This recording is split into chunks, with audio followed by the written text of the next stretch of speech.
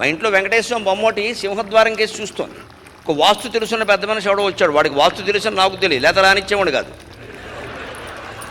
మామూలుగా ఏదో పని మీద వచ్చి కూర్చోమన్నాను. కాసేపు ఉన్న తర్వాత ఈ వెంకటేశ్వరం బొమ్మ ఇటు చూస్తుంది, నేను సింహద్వారం చూస్తే నీకే అన్నాను నేను. అది విగ్రహం అండి, విగ్రహం ఎటు చూడదా, అది చూస్తోంది, ఎవరో ఇచ్చారు అక్కడ పెట్టాం. అలా చూస్తే లక్ష్మీదేవి అలా బయటికి వెళ్ళిపోతున్నారు. అబ్బా అంత మాత్రం చెప్పదు, లక్ష్మీదేవి వెళ్ళిపోతే మనం ఎందుకండి ఇక్కడ. విగ్రహం బయట పెడితే ఆ చూపు చూస్తే వెళ్ళిపోతుందిట. నేను వెంటనే అన్నాను, నేను బాగానే ఉన్నానండి, 2 ఇళ్ళు కట్టుకున్నాను, సుఖంగా ఉన్నాను, నాకు 2 పిల్లలు, 2కి చెరో ఇల్లు ఇచ్చేస్తాను, నేను సుఖంగా బాగానే ఉన్నానండి, ఎదురింటి వాళ్ళు చాలా ఇబ్బంది పడుతున్నారు, నేను వెళ్ళిపోవాలని పెట్టానన్నా. ఈ మాట మనలో చాలామందికి నచ్చదు. అదేమిటండి లక్ష్మీదేవి వెళ్ళిపోవాలమ్మా, మనకు అవసరం లేదు, వెళ్ళిపోమని చెబుతున్నాం ఏమిటట. మనకు అవసరం లేదు, అవసరం లేని డబ్బు వెళ్ళిపోవడమే మంచిది. అవసరం లేని జబ్బు వెళ్ళిపోయినట్టే అవసరం లేని డబ్బు కూడా